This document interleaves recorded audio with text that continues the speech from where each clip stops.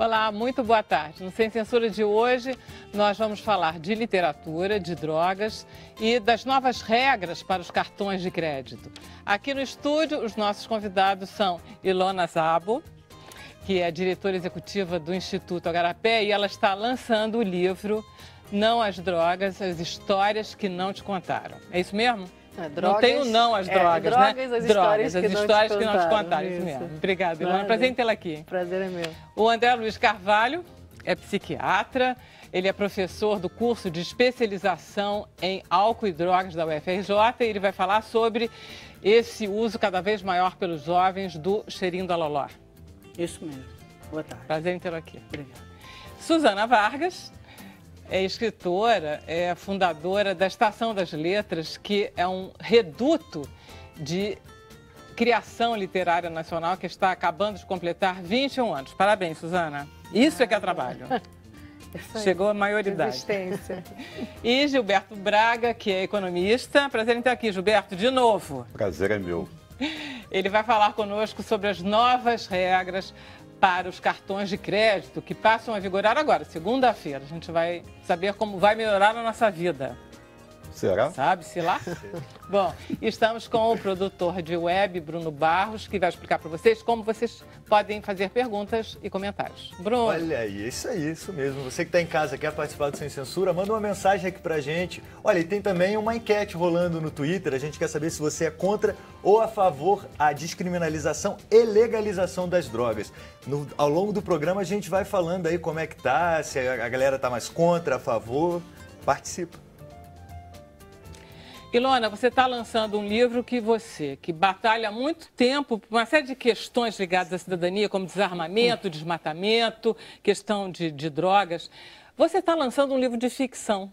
Sim. Quer dizer, um docudrama, enfim. Explica para mim qual foi esse caminho que você escolheu para esse livro. Eu acho que o debate sobre política de drogas, que para mim faz parte de um debate sobre segurança pública, redução de violência, direitos humanos, saúde, juventude, temas que eu venho aí nas últimas, pelo menos, mais de década trabalhando, né? Mas eu sou técnica, eu falo sobre números, mas os números não choram. Né? Eu gostei dessa frase. E eu preciso falar porque é verdade. Então, o que acontece com uma técnica também que vai a campo? Quando eu vou viajar, conhecer as experiências que funcionaram, não funcionaram, eu conheço as pessoas que estão envolvidas, né? E ao longo dessa trajetória, eu de fato pude estar em contato com cada um desses personagens que eu trago no livro. Então, é inspirado em histórias reais, mas eu trago a ficção justamente para eu poder contar o que eu vivi em 10 anos em 5 vidas. Então, enfim, obviamente eu faço uma síntese de conteúdo. Então, eu tenho um enredo que não é o enredo totalmente real daquela pessoa. Tá. Mas quem me inspirou foi uma pessoa naquela situação real, né? Não é soma de diversos personagens, não. É uma pessoinha que você só adaptou um pouquinho. E acaba que as situações vividas por personagens com histórias semelhantes vão compondo essa trama. Mas qual foi, de fato, a ideia, né? Através dessas 5 histórias, eu conto o que acontece na cadeia de produção, transporte, combate e consumo de drogas. Tá, define teus personagens que fica aí mais claro. Perfeito, muito mais. Então começa com uma criança soldado na Colômbia, um menino que é entregue para a guerrilha aos 11 anos, que é o Daniel. Daí, o Daniel se envolve, através da guerrilha, no narcotráfico e conhece Irina. Ele entrega um pacote de cocaína a Irina, que é uma mula, é uma mulher brasileira que se submete a transportar drogas. Então, ela é presa numa segunda vez que ela tenta trazer drogas para o Brasil, a pedido do marido, que já estava preso, deixando filhos. Enfim, é um drama muito real. Hoje, a gente tem aí nas nossas cadeias 70% das mulheres que estão presas por esse delito. Então, a Irina representa muita gente aqui no Brasil hoje. Da Irina vem o traficante, que ia comprar a droga dela, né, que é o Matt Bala, que também é um menino que eu conheci aqui no Rio de Janeiro e que 2 semanas depois já estava morto. Então, enfim, aquela situação também que todos os dias está no noticiário. Uma policial muito bem intencionada, firme, querendo cumprir a lei, mas que se percebe enxugando gelo. E tem um drama que tem um irmão consumidor, que é o Cadu. Ela descobre isso no meio da história, enfim, enquanto ela luta para combater o tráfico, ela ainda vive um drama familiar com uma pessoa que ela ama, muito próxima a ela, e isso leva ela numa jornada de aprendizado. Então, o que a gente tenta mostrar? Com o desfecho dessas histórias, o que acontece com cada um deles, eu mostro o que acontece no mundo de diferente já, que poderia trazer melhores soluções para essas histórias. Tá. Como é que poderiam ser histórias mais felizes? Então, não é, no final das contas, um cenário de ficção na segunda parte do livro, porque eu trago o que já é possível, que a gente já tem informação, o que poderia ser mais humano, mais eficiente quando a gente está tratando de drogas, né? Eu gosto muito está muito bem escrito. Ele está muito agradável de ler. Inclusive, você entende exatamente como você fala, como não são números. Sim. Fica muito humano o discurso. Você sempre escreveu ficção? Então, aqui eu te contei com uma super parceira. Eu escrevo muito, mas eu escrevo técnico, né? Enfim, eu escrevo papers, como pensar de André, enfim, artigos. Mas escrevo muito artigo de opinião, já com uma linguagem mais direta, mas eu não sabia da emoção. Quando eu fiz a proposta do livro, esse argumento está dormindo na minha gaveta há um tempo, eu buscando alguém que pudesse me fazer dar vida aos personagens, né? Quer dizer, eu tinha as histórias na cabeça, tinha referências bibliográficas, filmes para essa pessoa ver, então eu fui cunhando esses personagens, contando qual foi a minha interação com cada um deles, mas a Isabel Clemente, que é uma jornalista, enfim, maravilhosamente bem conta histórias, e a gente se conheceu porque ela me entrevistou uma vez, e eu gostei da sensibilidade com que ela tratou um tema difícil na época. Então foi uma parceria muito feliz, porque ela foi muito, muito fiel ao que eu queria contar, mas trouxe o que eu de fato teria mais dificuldade em fazer sozinha, que é a empatia, criar emoção através dessas vidas. Quando é que você lança o livro? Já lançou? Bom, a gente lançou essa semana, mas enfim, agora chegaram nas livrarias. A ideia é que eu lancei no Rio e em São Paulo. Tem convites agora para viajar do Ceará à Bahia, Joinville, a Recife. Estou super feliz, porque eu acho que esse tema tem que ganhar, na verdade, vamos dizer, a gente tem que normalizar essa discussão, porque essa discussão é um tabu, tem muita ideologia, tem muita falta de informação. De que discussão você está falando? De políticas sobre drogas. Isso. O que eu tento trazer com o livro? É uma forma mais natural de se perceber que isso está no nosso cotidiano. Que essas pessoas, eu sempre lanço esse desafio, acho que cada leitor vai se identificar com um desses personagens. Cada leitor conhece alguém, pelo menos, nessa situação. Conhece, gosta, ou é muito próximo a alguém que já viveu essa situação de alguma forma.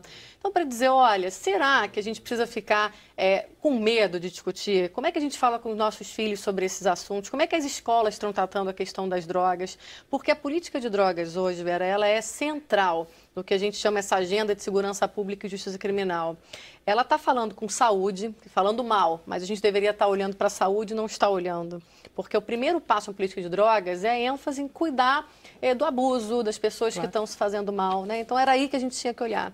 Mas ela está relacionada à corrupção, à segurança, às injustiças, violações de direitos humanos, juventude estigmatizada, não respeito à tradição e culturas. Então, como é que a gente olha para essa política como impactando a nossa vida, independente se a gente gosta ou não gosta de drogas, se a gente consome ou não consome drogas? Precisamos entender por que a gente está indo mal nesse caminho. O que a gente pode fazer para reverter esse quadro? Sobretudo que você diz isso, né? Que é uma guerra que já está perdida. Quer dizer, a gente só faz perder essa guerra. Totalmente, né? Perdemos. Tem uma coisa que você diz, e tem muitas frases muito engraçadinhas. Essa é sua, não é da Isabel. Você diz assim, eu tenho medo, em relação a presídios, né, que ela fala. Eu tenho medo de cometer um erro um dia e parar num lugar como esse. Olha, porque errar é humano e a gente pode, de repente, né, não pagou pensão, vai lá preso. Totalmente. E, de repente, você está numa situação assustadora, que são os presídios brasileiros, e tem muita mulher presa por questão de droga, né? Quando a gente olha hoje, e não é só no Brasil, né? Tem países que têm presídios muito ruins, mas aqui eu diria que a gente está, de fato, beirando... enfim, algo mais do que medieval. O ex-ministro dizia que preferia morrer, ministro da Justiça, dizia que preferia morrer a ir para os nossos presídios. Eu acho que ele preferia morrer do que ter dito essa frase. Pois é, mas olha que dificuldade, né?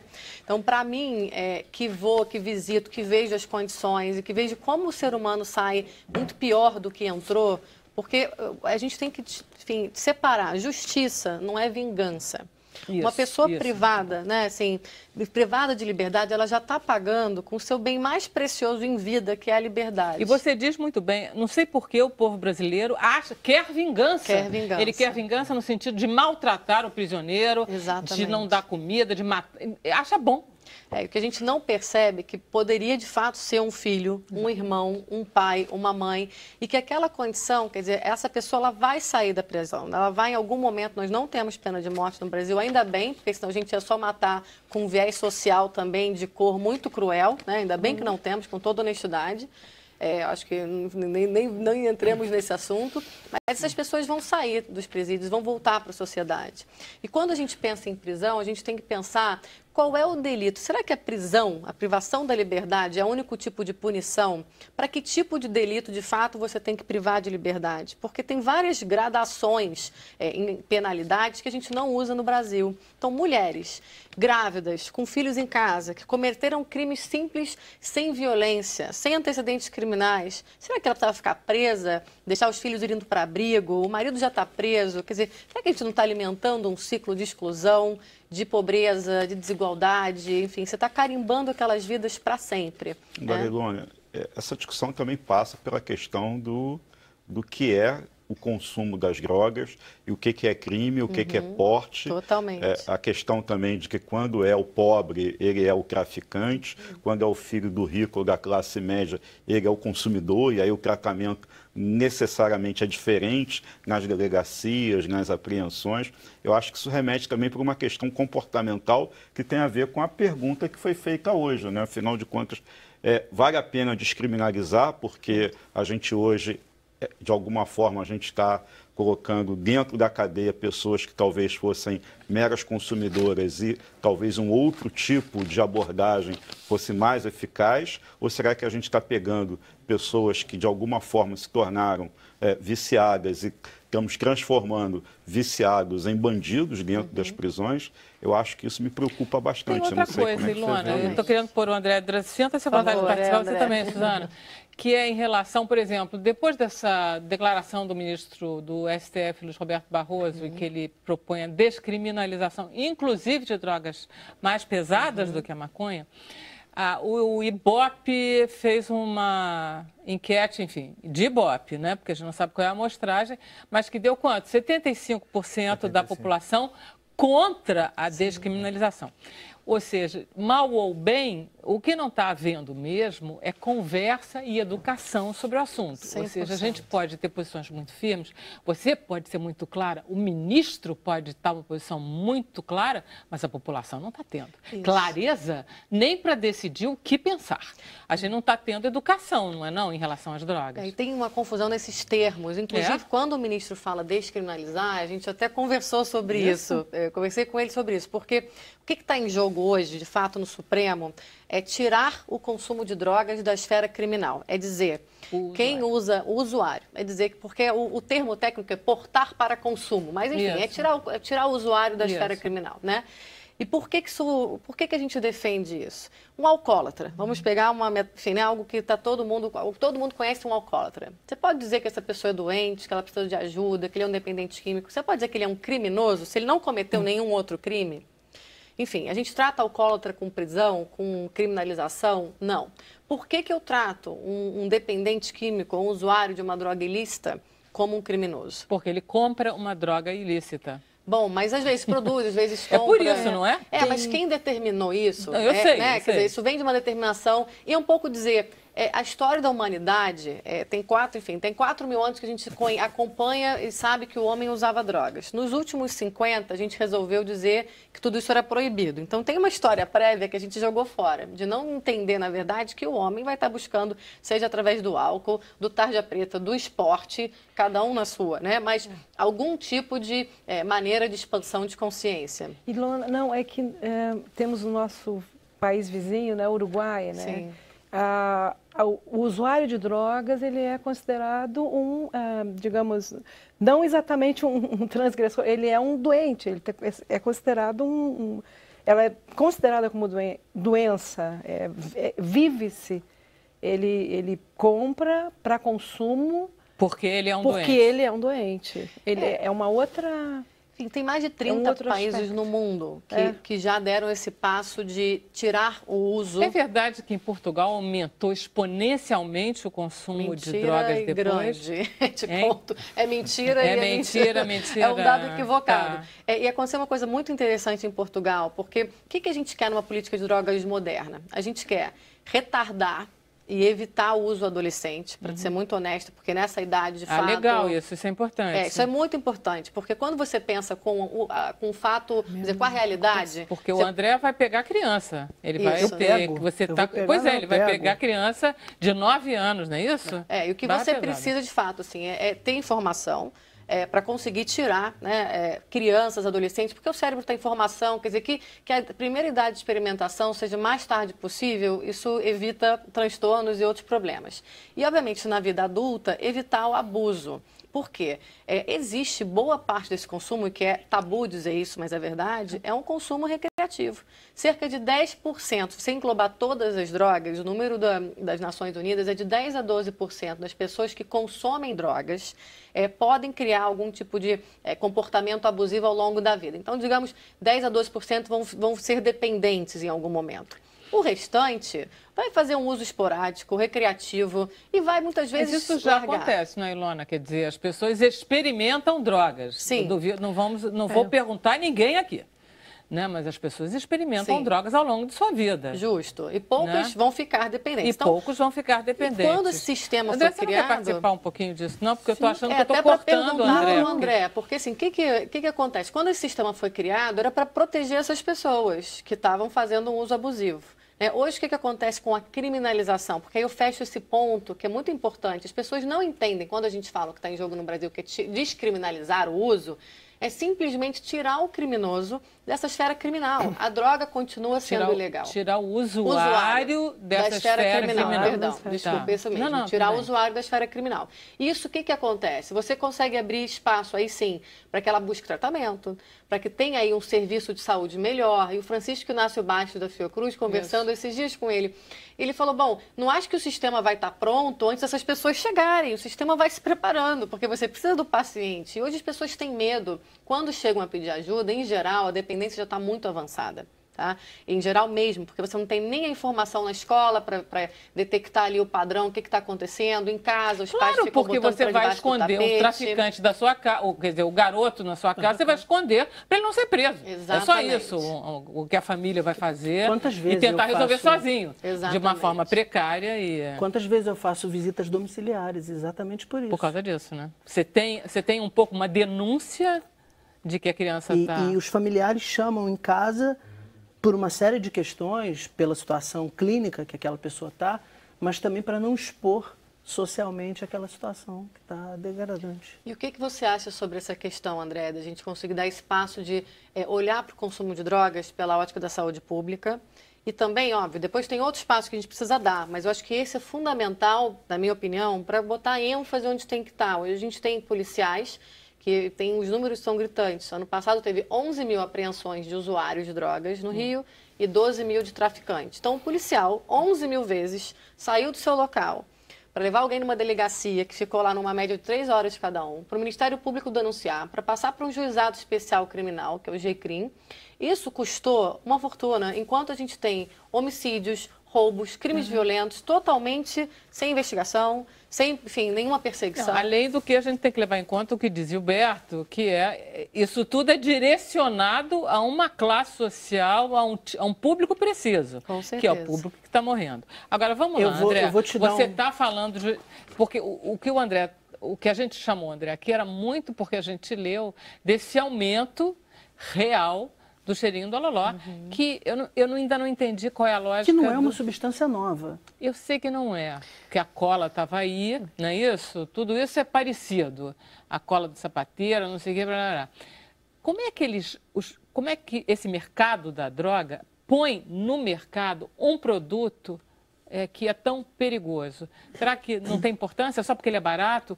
O que interessa na economia da droga? É um produto legal. Ah, porque é fácil de São comprar. solventes que são Tá, legais. então você compra tudo, faz e ele é muito barato. Só que ele mata muito. Não mata muito. Tanto assim, não? Não mata tanto. Eu acho que está tendo um problema de mídia assim forte, dando uma ênfase maior do que mas de fato é um problema muito sério. Essas substâncias, cheirinho da loló, lança-perfume, fazem todos parte de um guarda-chuva que são substâncias solventes usadas, que têm ação sobre o sistema nervoso. São drogas ditas depressoras, então, num primeiro momento, gera uma euforia, depois a pessoa afunda, fica muito para baixo, podendo ter problemas tipo quadros psicóticos e aí problemas de saúde, arritmia cardíaca, infartando. E a gente estava até conversando antes com o Gilberto isso. São dois nichos muito claros assim, em relação a substâncias solventes. Um que são de pessoas que usam de forma recreativa, como a Elana estava colocando, num carnaval, que é o lança-perfume, e outra para a população de baixa renda, marginalizada, adolescentes, crianças em situação de rua. Isso é um público que assim está crescendo, está crescendo exponencialmente. Pelo preço? É muito barato. É muito barato. Mas crack também não é? Também é muito barato. Do mesmo E você olha muitos garotos na rua que, num primeiro momento, você pode acreditar que eram usuários de crack, mas na grande maioria das vezes são usuários de inalante. Estão lá baforando. A manifestação clínica do crack é muito diferente. E não quer dizer que eles não possam ter um uso concomitante dessas substâncias. Claro. Não, sempre o garoto vem pedir, me empresta a sua garrafa d'água, eu já fico com medo. Depois do intervalo, a gente continua a nossa conversa. Sem Censura volta já já.